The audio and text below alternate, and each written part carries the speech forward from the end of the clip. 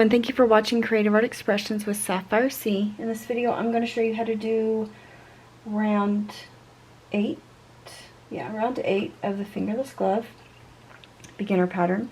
Going to start again this next round 8 with a half double crochet increase.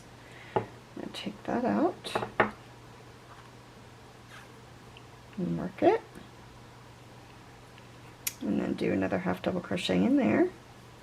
And then this time you will do 2 half double crochets in between the increases. So you have 1, 2, and now we will do another half double crochet increase right there.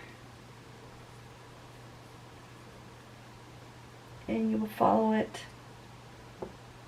by what should be 23 half double crochets. And then the total for that round should be 29, so make sure you count that.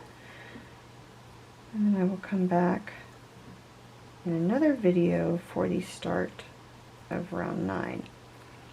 Hope this has helped you. Please comment, leave a like, and subscribe. Thank you for watching. Bye.